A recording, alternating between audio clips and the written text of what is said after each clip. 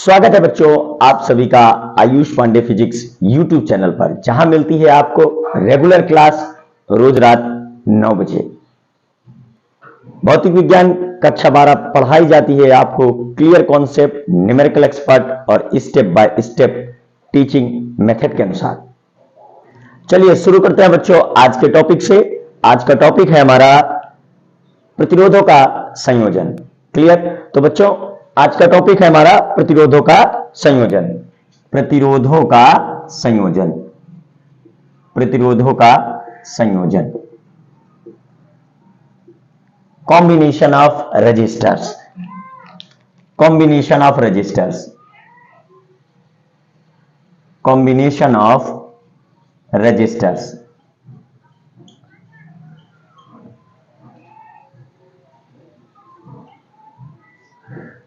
तो बच्चों क्या होता है प्रतिरोध, जान लेते हैं इसके बारे में। जैसे ये है हमारे वैद्युत चालक। क्लियर बच्चों? तो ये हमारे जो तार हैं ये इसके ऊपर लगा है। देखिए ये अंदर चालक तार भरा है, इसके अंदर वैद्युत चालक धात्विक तार है और इसके ऊपर ये लगा है कुचालक पदार्थ। क्लियर बच्चों? तो भाई इस धात्विक चालक को किया गया है, इस कुचालक पदार्थ से विद्युत रोधी बनाया गया है इसको। अब बच्चों इन तारों के अंदर, इन धात्विक चालकों के भीतर विद्युत धारा के प्रवाह में अवरोध उत्पन्न करने का जो गुण होता है उसे कहते हैं हम लोग वैद्युत प्रतिरोध। तो इन धात्विक चालकों के भीतर जो वैद्युत प्रतिरोध नाम का गुण है, जो वैद्युत प्रतिरोध का गुण है, उसको हमें तुल्य प्रतिरोध क्या होगा जब इन्हें हम श्रेणी क्रम में जोड़ेंगे, और तुल्य प्रतिरोध क्या होगा जब इन्हें हम समांतर क्रम में जोड़ेंगे। तो बच्चों इन प्रतिरोधों को हम लोग जोड़ सकते हैं दो क्रम में। तो प्रतिरोधों को निम्न दो प्रकार से जोड़ा जा सकता है। तो निम्न दो प्रकार से जोड़ा जाता है, जिसमें एक है बच्चों हमारा प्रतिरोधों का श्रेणी क्रम संयोजन, प्रतिरोधों का श्रेणी क्रम संयोजन, श्रेणी क्रम संयोजन, और दूसरा है बच्चों हमारा प्रतिरोधों का समांतर क्रम संयोजन, प्रतिरोधों का समांतर क्रम संयोजन, समांतर क्रम संयोजन। क्लियर बच्चों? तो प्रतिरोधों को श्रेणी क्रम में से कैसे संयोजित करते हैं? तो सीरीज कॉम्बिनेशन ऑफ रेजिस्टर्स, प्रतिरोधों का, इसको हम लोग समझेंगे। पहली हेडिंग है हमारी प्रतिरोधों का श्रेणी क्रम संयोजन, श्रेणी क्रम संयोजन, series combination of resistors, series combination of resistors, series combination of resistors. Clear बच्चों? तो प्रतिरोधों को जोड़ेंगे हम लोग श्रेणी क्रम में, और प्रतिरोधों का श्रेणी क्रम संयोजन हमारा क्या होने वाला है इसको हम लोग समझेंगे। तो बच्चों यहां आपको देखना है कि जैसे हमारे पास ये चार तार हैं, और इन चार तारों में से हम बात करेंगे तीन तारों की। क्लियर बच्चों? तो तीन तार ले रहे हैं, ये हमारे तीन तार हैं, और इन तारों को अगर हमें श्रेणी क्रम में जोड़ना है तो हम क्या करेंगे? देखिए बच्चों ये पहला तार, इसमें कितने सिरे? दो सिरे, एक ये एक ये। क्लियर? तो हम इसके पहले सिरे को इस सेल के धन ध्रुव से जोड़ेंगे कुछ इस तरीके से, और इसके दूसरे सिरे को दूसरे तार के पहले सिरे से जोड़ देंगे तो कुछ इस तरीके से। क्लियर बच्चों? तो ये हमने जोड़ दिया है, और यहां पर ये हमारा पहला तार, और पहले तार का ये पहला सिरा पहले के दूसरे सिरे को दूसरे के पहले से हमने जोड़ दिया है, और ये है हमारा तीसरा तार। तो दूसरे तार के दूसरे सिरे को, दूसरे तार के दूसरे सिरे को हम जोड़ेंगे तीसरे तार के पहले सिरे से। तो इस तरीके बच्चों अगर हम इन तारों को जोड़ रहे हैं तो इन तारों का जो वैद्युत प्रतिरोध है वो जुड़ गया है हमारा श्रेणी क्रम में। तो बच्चों ये श्रेणी बन गई है, इस तरह के क्रम को हम लोग कहेंगे श्रेणी क्रम संयोजन। क्लियर बच्चों? तो अब बात करते हैं फिर इसी तार में से जो ये पहला हमारा सिरा था इसको वैद्युत सेल के धन ध्रुव से जोड़ देंगे और इसको वैद्युत सेल के ऋण ध्रुव से जोड़ देंगे। तो कुछ इस तरीके बच्चों प्रतिरोधों को अगर हम संयोजित करते हैं तो प्रतिरोधों का ऐसा संयोजन हमारा श्रेणी क्रम संयोजन कहलाता है। क्लियर बच्चों? तो पहले प्रतिरोध के पहले सिरे को दूसरे प्रतिरोध के पहले सिरे से और दूसरे के दूसरे को तीसरे प्रतिरोध के पहले सिरे से इस प्रकार यदि हम जोड़ते हैं तो इन तारों को हमने श्रेणी क्रम में जोड़ा है, अर्थात तार के भीतर जो विद्युत प्रतिरोध नाम का गुण है वो भी हमारा श्रेणी क्रम में जुड़ा है। तो आइए बच्चों इसका पूरा कॉन्सेप्ट समझ लेते हैं। तो ये हमारा यहां पर तारों को हम श्रेणी क्रम में जोड़ रहे हैं। तो ये हमारा जो है पहला तार है जिसका प्रतिरोध है कैपिटल R1 और ये हमारा दूसरा तार है जिसका प्रतिरोध है कैपिटल R2 और ये हमारा तीसरा तार है जिसका प्रतिरोध है कैपिटल R3। तो बच्चों यहां पर R1, R2 और R3 प्रतिरोध, तीन प्रतिरोधों को हमने श्रेणी क्रम में जोड़ा हुआ है। और बच्चों देखिए, एक पहले तार के पहले सिरे को हमने बैटरी के धन ध्रुव से जोड़ दिया है और यहां पर पहले तार के दूसरे सिरे को बैटरी के या सेल के ऋण ध्रुव से जोड़ दिया है। मान लीजिए बच्चों जो हमारा सेल है उसका विभवांतर है कैपिटल V। अब बच्चों क्या होगा, हमें पता है किसी भी वैद्युत चालक में वैद्युत धारा अधिक विभव से कम विभव की ओर प्रवाहित होती है। तो अधिक विभव है हमारा इधर, तो यहां भाई अधिक विभव से निकलेगी धारा और वो प्रवाहित होगी कम विभव की ओर। क्लियर बच्चों? तो अधिक विभव से धारा निकल करके जाएगी कम विभव की ओर। तो बच्चों एक चीज अगर देखें हम लोग कि जब हम इन प्रतिरोधों को श्रेणी क्रम में जोड़ते हैं तो बैटरी जो सेल है हमारा, सेल के धन ध्रुव और ऋण ध्रुव से जोड़ते हैं तो सेल के हमारे धन ध्रुव से वैद्युत धारा निकल करके ऋण ध्रुव की ओर जाएगी और फिर सेल के भीतर ऋण ध्रुव से धन ध्रुव की ओर जाएगी। तो बच्चों हम ये देख रहे हैं कि वैद्युत धारा जो हमारे पहले तार में प्रवाहित हो रही है वही हमारी दूसरे तार में भी प्रवाहित होगी, वही हमारे तीसरे तार में भी प्रवाहित होगी। यह ऐसा बच्चों इसलिए होगा वैद्युत आवेश के संरक्षण के सिद्धांत से। जो वैद्युत आवेश 1 सेकंड में यहां से प्रवाहित होगा वही वैद्युत आवेश 1 सेकंड में पूरे इन तीनों तारों से होकर जाएगा। क्लियर बच्चों? तो यहां पर हम ये कह सकते हैं कि श्रेणी क्रम संयोजन वह संयोजन होता है जिनमें जुड़े समस्त प्रतिरोधों से प्रवाहित वैद्युत धारा का मान समान होता है। क्लियर बच्चों? और अगर बात हम करें विभवांतर की, तो विभवांतर में क्या होने वाला है, जैसे ये हमारा पहला प्रतिरोध है तो इसके सिरों के बीच जो विभवांतर आएगा V1, तो बच्चों ओम के नियम से V by I equal to capital R, तो V इक्वल टू IR। तो यहाँ पे V1 equal to I into R1 होने वाला है। तो ये पहले प्रतिरोध के सिरों के बीच विभवांतर हो गया, अर्थात इसमें यदि इस तार में धारा I है और इसका प्रतिरोध R1 है तो इसके सिरों के बीच जो विभवांतर होने वाला है वो I इंटू R1 होने वाला है। इसी तरह बच्चों अगर दूसरे वाले में विभवांतर देख लेते हैं V2 इक्वल टू, तो वो बनने वाला है I इंटू R2। इसी प्रकार अगर बच्चों हम लोग देख लेते हैं तीसरे में तो वो V3 इक्वल टू बनने वाला है I इंटू R3। क्लियर बच्चों? तो अब यहां पर आप ये देखेंगे कि ये जो हमारा सेल है, ये सेल अगर V वोल्ट का है तो इसका मतलब ये हुआ कि जब इसके धन सिरे से हम इसके ऋण सिरे तक 1 कूलम आवेश को पहुंचा देंगे तो ये हमें कुल ऊर्जा V जूल देने वाला है। तो बच्चों हमने क्या किया है, इन तीन प्रतिरोधों को श्रेणी क्रम में जोड़ करके इसके एक सिरे से 1 कूलम आवेश को निकालकर इस तार की सहायता से हमने दूसरे सिरे पर पहुंचा दिया है। तो ये कुल ऊर्जा जो देगा वो हमारी V जूल है, V वोल्ट, क्योंकि इसका विभवांतर है। अब बच्चों यहां पर कुल ऊर्जा हमको जो मिलने वाली है वो V जूल है, लेकिन पहले प्रतिरोध में जो खर्च होगी वो हमारी V1 है और दूसरे प्रतिरोध में जो खर्च होगी वो हमारी V2 है और तीसरे प्रतिरोध में जो खर्च होगी वो हमारी V3 है। तो क्लियर बच्चों? तो V1 पहले प्रतिरोध में खर्च होगी, V2 दूसरे प्रतिरोध में खर्च होगी, V3 तीसरे प्रतिरोध में खर्च होगी। तो बच्चों ये बनने वाला है हमारा क्या, श्रेणी क्रम संयोजन। और यहाँ पर जो कुल ऊर्जा व्यय हो रही है 1 कूलम आवेश को प्रवाहित कराने पर वो V जूल है। पहले प्रतिरोध में V1 जूल, दूसरे में V2 और तीसरे में V3 जूल प्रवाहित हो रही ऊर्जा व्यय हो रही है। तो बताओ बच्चों कुल व्यय ऊर्जा कितनी है, V। और वैद्युत विभव भी एक अदिश राशि है, वैद्युत विभवांतर भी एक अदिश राशि है।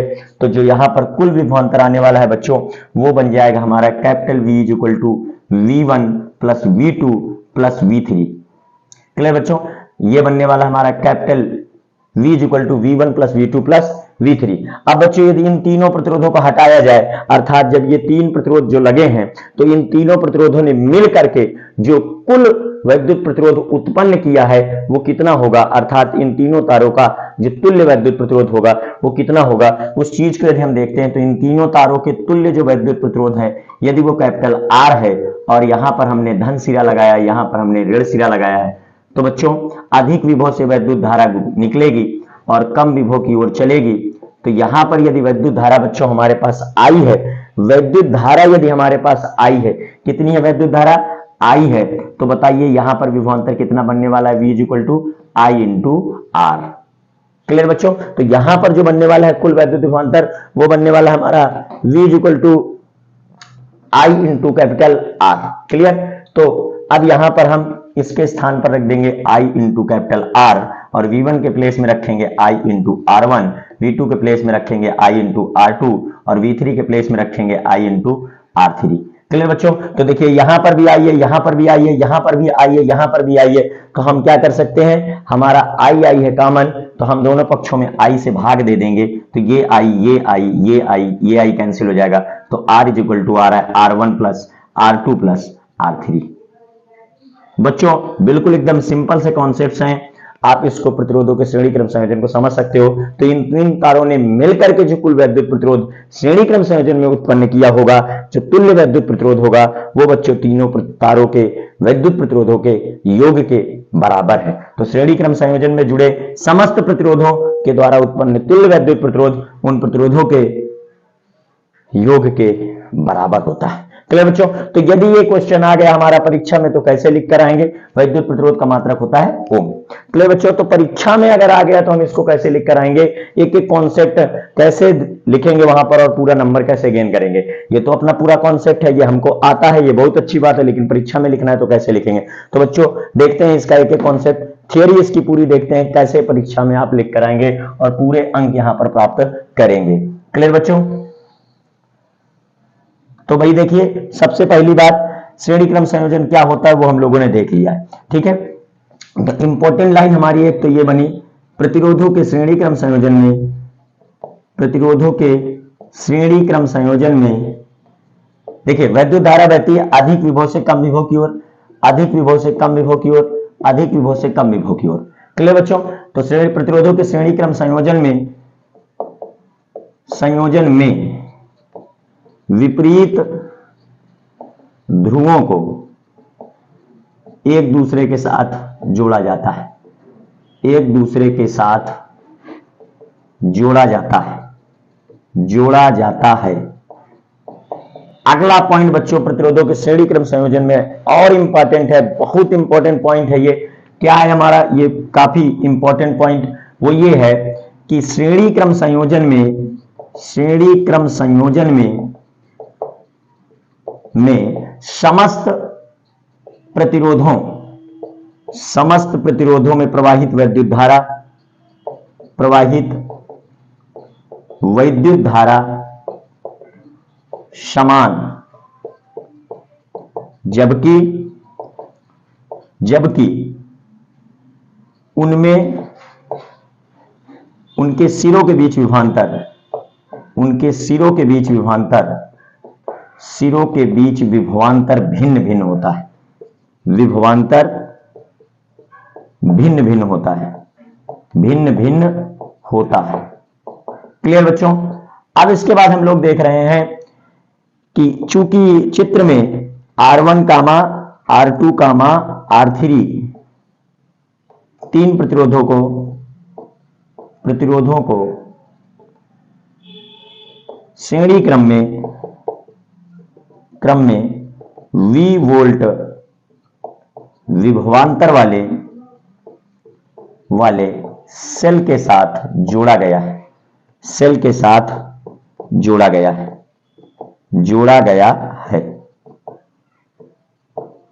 कामा प्रत्येक प्रतिरोध में प्रवाहित वैद्युत धारा, प्रत्येक प्रतिरोध में प्रवाहित वैद्युत धारा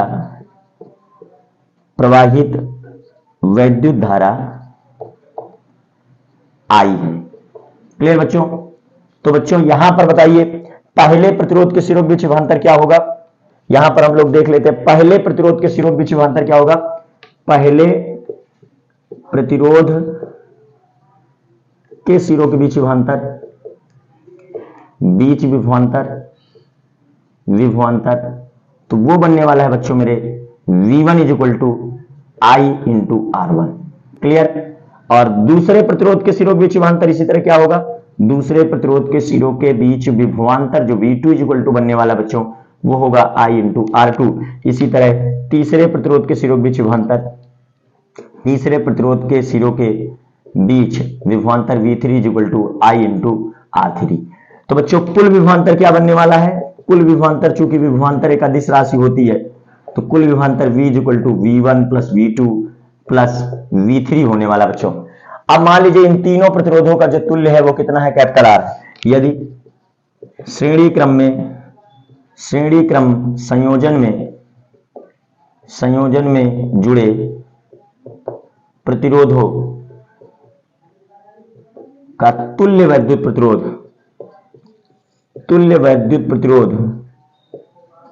कैपिटल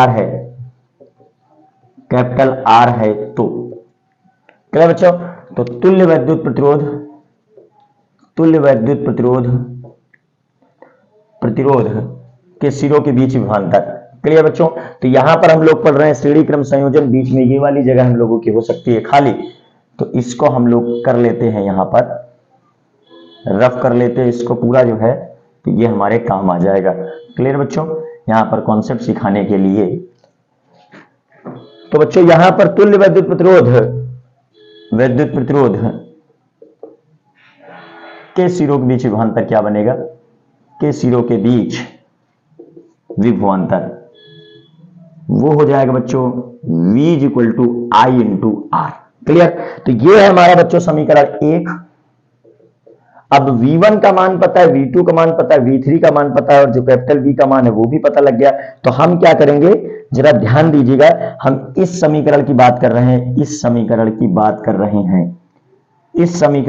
कर रहे हैं और इस समीकरण में हमें चाहिए V1 का मान, V2 का मान, V3 का मान। तो V1 का भी मान है हमारे पास, V2 का भी मान है और V3 का भी मान है और कैपिटल V का मान यहां हमने ज्ञात कर लिया है बच्चों। तो हम क्या कर सकते हैं, कैपिटल V1, V2, V3 तथा V के मान समीकरण 1 में रखने पर, तो समीकरण 1 में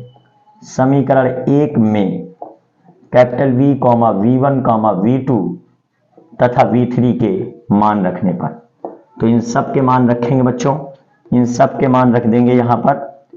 तो हमारा देखिए जब V का मान रखेंगे तो क्या रखेंगे I इंटू R, और V1 का मान रखेंगे तो क्या रखेंगे I इंटू R1, V2 का मान रखेंगे तो क्या रखेंगे I इंटू R2, V3 का मान रखेंगे तो क्या रखेंगे I इंटू R3।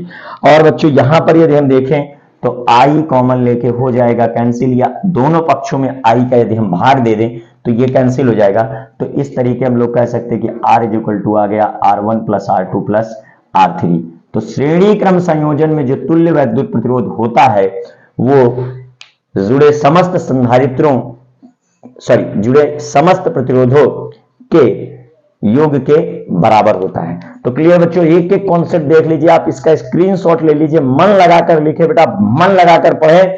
यहां Ayush Pandey physics YouTube channel पर आपको बिल्कुल क्लियर कॉन्सेप्ट समझाया जाने वाला है, सारा कॉन्सेप्ट पढ़ाया जाने वाला है। बिल्कुल भी आपको परेशान नहीं होना, कहीं भटकना नहीं है, कुछ भी नहीं सोचना, बस प्रत्येक दिन आपको रेगुलर क्लास लेनी है। इस बार बच्चों एग्जाम में धूम मचा देंगे, मन से पढ़ेंगे, पूरा एक एक कॉन्सेप्ट समझ के पढ़ेंगे। देख लीजिए बच्चों इसको। तो अब देखते हैं बच्चों अपना नेक्स्ट कॉन्सेप्ट, प्रतिरोधों का समांतर क्रम संयोजन। बच्चों बात करते हैं अब अपने टॉपिक प्रतिरोधों का समांतर क्रम संयोजन की। तो कैसे हम, अभी हमने इन तारों को किस क्रम में जोड़ा था, श्रेणी क्रम संयोजन में। तो अब हम इन तारों को किस प्रकार से समांतर क्रम संयोजन में संयोजित कर सकते हैं, इस चीज को देख लेते हैं। क्लियर बच्चों। तो हमारे पास ये हैं 3 तार और इन तीनों तारों को हमें जोड़ना है समांतर क्रम में। तो बच्चों हम क्या करेंगे, सभी तारों के पहले पहले सिरों को एक साथ ऐसे जोड़ देंगे। तो इन तारों में जो वैद्युत प्रतिरोध का गुण है, ये देखिए सभी तारों के पहले पहले सिरों को एक साथ जोड़ दिया, और फिर बच्चों हम क्या करेंगे, इन तारों के दूसरे दूसरे सिरों को एक साथ जोड़ देंगे। क्लियर बच्चों। तो इनके दूसरे दूसरे सिरों को हमने एक साथ इस प्रकार जोड़ दिया है। तो बच्चों यदि हम इस प्रकार से तीनों तारों को जोड़ रहे हैं तो फिर ये इन तीनों तारों का समांतर क्रम संयोजन हो गया। क्लियर बच्चों? अब हम क्या करेंगे, इस तार को पहले सिरे को बैटरी के धन ध्रुव से और दूसरे सिरे को बैटरी के ऋण ध्रुव से, इस सेल के ऋण ध्रुव से हमने जोड़ दिया है। तो बच्चों इस प्रकार हमारा ये जो संयोजन बनकर तैयार हुआ है वो हमारा समांतर क्रम संयोजन है। क्लियर बच्चों? तो सभी तारों के पहले सिरों को हम जोड़ेंगे वैद्युत सेल के धन ध्रुव से और सभी तारों के दूसरे सिरों को हम जोड़ेंगे बैटरी के ऋण ध्रुव से। तो इस प्रकार के संयोजन को हम क्या कहते हैं? हम कहते हैं कि ये समांतर क्रम संयोजन अथवा पार्श्व क्रम संयोजन है, पैरेलल कॉम्बिनेशन ऑफ रेजिस्टर्स है। क्लियर बच्चों? तो आइए देख लेते हैं इसका कॉन्सेप्ट कि किस प्रकार से हमने जोड़ा है और कैसे निकाला जाएगा। इन तीनों तारों में अगर एक का प्रतिरोध है R1, दूसरे का प्रतिरोध है R2, तीसरे का प्रतिरोध है R3, तो इन तीनों तारों का मिलाकर के जो तुल्य वैद्युत प्रतिरोध बनने वाला है, जिसे हम लोग कहते हैं कैपिटल R, तो वो क्या होगा, तीनों का मिलाकर के इस संयोजन में तुल्य प्रतिरोध क्या बनने वाला है, कुल प्रतिरोध क्या उत्पन्न करेंगे ये। तो यहां पर देखिए बच्चों, ये हमारा है पहला प्रतिरोध, ये हमारा है पहला प्रतिरोध और ये है हमारा दूसरा प्रतिरोध, ये है हमारा तीसरा प्रतिरोध। बच्चों किसी तार के भीतर वैद्युत धारा के प्रवाह में अवरोध करने का जो गुण होता है, अवरोध उत्पन्न करने का जो गुण होता है, उसे ही हम लोग वैद्युत प्रतिरोध कहते हैं। तो इन तारों के भीतर भी ये गुण है, इसलिए हम इन तारों के वैद्युत प्रतिरोध को इस प्रकार प्रदर्शित करते हैं। कभी वैद्युत प्रतिरोध देखने में ऐसा नहीं होता बच्चों, लेकिन ये तार ही होता है जिसके अंदर इस वैद्युत प्रतिरोध का गुण होता है। इसलिए बच्चों, पर हम वैद्युत प्रतिरोध के संकेत को इस तरह प्रदर्शित करते हैं। क्लियर बच्चों? तो अब बात करते हैं पहले तार का, मान लीजिए वैद्युत प्रतिरोध है R1, दूसरे तार का वैद्युत प्रतिरोध है R2 और तीसरे तार का वैद्युत प्रतिरोध है R3। तो बच्चों हमें क्या करना है, इन तीनों तारों के पहले सिरों को जोड़ देना है एक साथ और वैद्युत सेल के धन ध्रुव से, और इन तीनों तारों का जो दूसरा सिरा है उनको जोड़ देना है बच्चों एक साथ वैद्युत सेल के ऋण ध्रुव से। क्लियर बच्चों? अब मान लीजिए इस वैद्युत सेल का विभवांतर हमारा कैपिटल V। तो बच्चों यहां से हमारी धारा निकल रही है I, तो यहां जो कुल वैद्युत धारा निकली है, देखिए वैद्युत धारा सदैव सेल के धन विभव एनोड से निकलती है और कैथोड की ओर चलती है, मतलब अधिक विभव से निकलती है और कम विभव की ओर प्रवाहित होती है। तो यहां से वैद्युत धारा आ रही है हमारी I। अब बच्चों यदि कुल वैद्युत धारा आ रही है I, तो अब यहां पर देखिए तीन तार हैं, तो तीनों तारों पर अलग अलग वैद्युत धारा हमारी जाएगी। देखिए यदि सेल कुल वैद्युत धारा I दे रहा है तो एक तार में I1 जा रही वैद्युत धारा, दूसरे में I2 जा रही और तीसरे में I3 जा रही। तो इन तीनों तारों में अलग अलग वैद्युत धारा प्रवाहित होने वाली। तो पहले तार में मान लीजिए बच्चों वैद्युत धारा I1 प्रवाहित हो रही है, दूसरे तार पर I2 प्रवाहित हो रही है, तीसरे तार पर I3 प्रवाहित हो रही है। तो बच्चों इस प्रकार ये वैद्युत धारा यहाँ I1, I2, I3 प्रवाहित होकर आएगी। फिर इसी तार पर ये तीनों धाराएं मिल जाएंगी, तो यहां पर कुल वैद्युत धारा I1 plus I2 plus I3 फिर इस वैद्युत सेल के ऋण ध्रुव की ओर जाने वाली है। क्लियर बच्चों?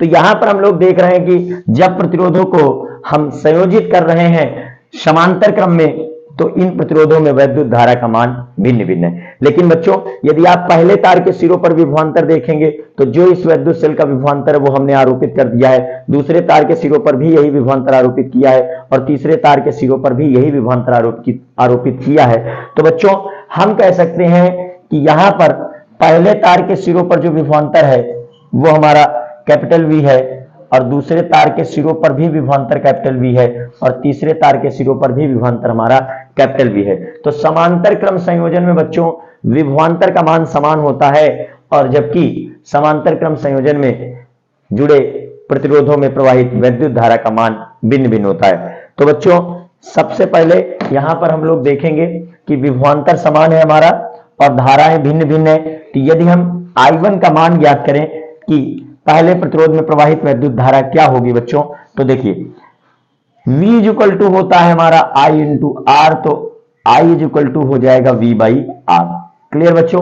तो इस फार्मूले का उपयोग करेंगे। यहां विभवांतर है हमारा कैपिटल V और प्रतिरोध है R1, तो इसमें प्रवाहित होगी वैद्युत धारा I1। यहां बच्चों विभवांतर है V और प्रतिरोध है R2, तो यहां जो वैद्युत धारा प्रवाहित होगी वो V बाई R2 होगी। यहां प्रतिरोध है बच्चों R3 और विभवांतर है कैपिटल V, तो जहां जो वैद्युत धारा प्रवाहित होगी वो V अपान R3 होगी। क्लियर बच्चों?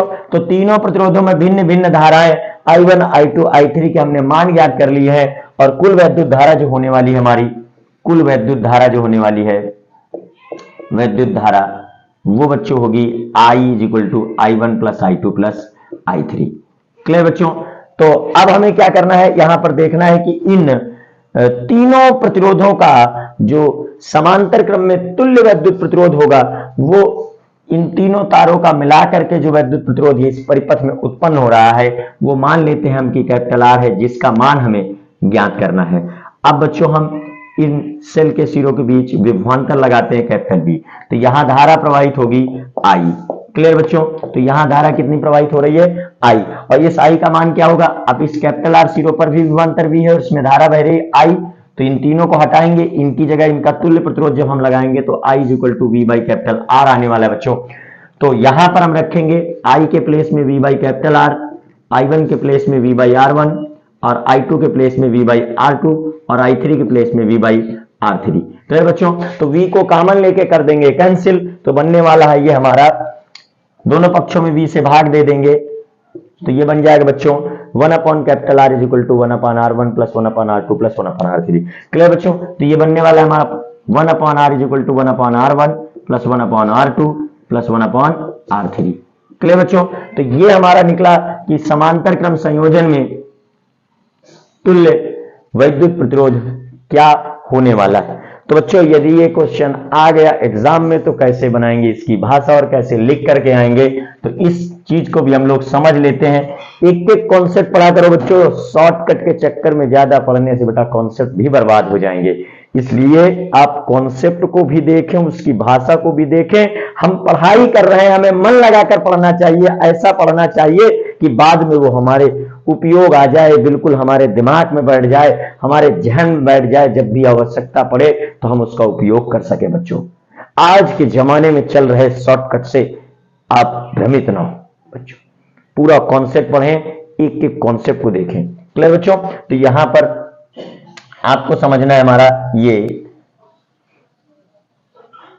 तो बच्चों यहां पर ये जो तीन प्रतिरोध है हमारे, ये समांतर क्रम में जुड़े हैं, तो हम ये देखते हैं कि समांतर क्रम संयोजन में कैसे जोड़ा जाता है। तो समांतर क्रम संयोजन में, समांतर क्रम संयोजन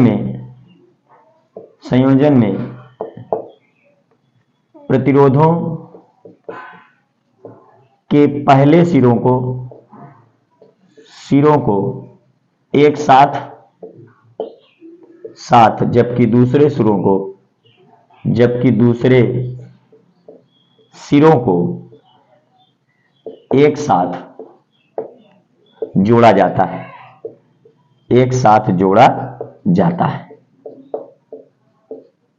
क्लियर बच्चों? अब इसके बाद हम लोग देखते हैं नेक्स्ट इंपॉर्टेंट कॉन्सेप्ट, क्या समान होता है और क्या भिन्न होता है। तो प्रतिरोधों के सिरों के बीच विभवांतर समान होता है, धाराएं भिन्न होती है। समांतर क्रम संयोजन में वैद्युत प्रतिरोधों के सिरों के बीच वैद्युत विभवांतर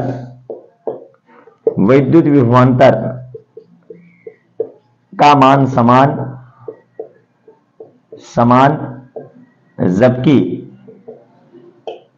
जबकि उनमें प्रवाहित वैद्युत धारा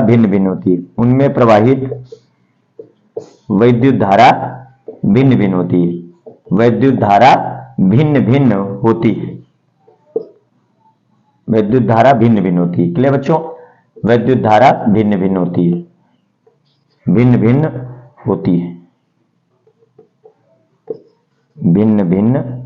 है। अलग होती है विद्युत धारा। अब बच्चों R1 R2 R3 तीन प्रतिरोधों को हम जोड़ रहे हैं समांतर क्रम संयोजन में। तो R1 कामा R2 कामा R3 तीन प्रतिरोध समांतर क्रम में जुड़े हैं, समांतर क्रम में जुड़े हैं। तो पहले प्रतिरोध में प्रवाहित धारा कितनी होगी? पहले प्रतिरोध में प्रवाहित धारा, पहले प्रतिरोध में प्रवाहित धारा क्या होगी बच्चों? प्रवाहित धारा I1 इक्वल टू बनने वाली हमारी V बाई R1। दूसरे प्रतिरोध में प्रवाहित धारा, दूसरे प्रतिरोध में प्रवाहित धारा I2 इक्वल टू होने वाली बच्चों V by R2, V by R2। इसी तरह बच्चों तीसरे प्रतिरोध में प्रवाहित विद्युत धारा I3 इक्वल टू होने वाली V बाई R3। अब इन तीनों प्रतिरोधों के तुल्य प्रतिरोध में, तुल्य प्रतिरोध कैपिटल R में प्रवाहित धारा क्या होगी? में प्रवाहित धारा क्या बनने वाली है? I equal to V upon R। Clear बच्चों? तो यहां पर इसको मान लेते हैं हम समीकरण 1, क्योंकि कुल विद्युत धारा हमारी है V equal to V1 plus कुल विद्युत धारा है I equal to I1 plus I2 plus I3। तो समीकरण 1 में I, I1, I2 व I3 के मान रखने पर क्लियर बच्चों? तो यहां पर हम मान रख देंगे इन सभी के, किसके? I1 के, I2 के और I3 के तथा I के। कहां पर रखेंगे? इस समीकरण में। तो इस तरीके से हम लोग समांतर क्रम का सूत्र निकाल सकते हैं। तो समांतर क्रम संयोजन में बच्चों जो भी प्रतिरोध जोड़े जाते हैं, अगर हम उन प्रतिरोधों के व्युत्क्रम को लेते हैं, मतलब R1 का व्युत्क्रम 1/R1, R2 का व्युत्क्रम 1/R2, R3 का व्युत्क्रम 1/R3 और व्युत्क्रमों का योग कर देंगे तो इनका जो तुल्य विद्युत प्रतिरोध आएगा हमारा कैपिटल R उसके व्युत्क्रम के बराबर होगा। तो समांतर क्रम संयोजन में जुड़े समस्त संधारित्रों के व्युत्क्रमों का योग तुल्य प्रतिरोध के व्युत्क्रम के बराबर होता है। तो बच्चों सारा कॉन्सेप्ट लिख लीजिए, एक एक समझ लीजिए, इंपॉर्टेंट पॉइंट्स भी नोट कर लीजिए। प्रतिरोधों का पार्श्व अथवा समांतर क्रम संयोजन, parallel combination of resistors complete हो चुका है। तो बच्चों आज की कक्षा में इतना ही, मिलेंगे कल फिर रात 9 बजे, जिसमें करेंगे ढेर सारे कॉन्सेप्ट की बात। बच्चों याद रखें, Ayush Pandey physics YouTube channel पर क्लास रात 9 बजे प्रत्येक दिन चलती है, रविवार को भी क्लास होगी। आप ये मत समझे कि संडे छुट्टी है। वीडियो अच्छी लगी है तो वीडियो को लाइक कर दे, चैनल सब्सक्राइब नहीं किया तो कर लें बच्चे, अपने दोस्तों के साथ चैनल को शेयर जरूर करें, क्योंकि यहां मिलने वाला है क्लियर कॉन्सेप्ट आपका बोर्ड एग्जाम और प्रतियोगी परीक्षाओं के लिए भौतिक विज्ञान कंप्लीट मिलने वाली बच्चों, वो भी रेगुलर क्लासेस में। कक्षा को लेने के लिए बहुत बहुत धन्यवाद। मिलेंगे फिर कल रात 9 बजे। थैंक यू वेरी मच बच्चों।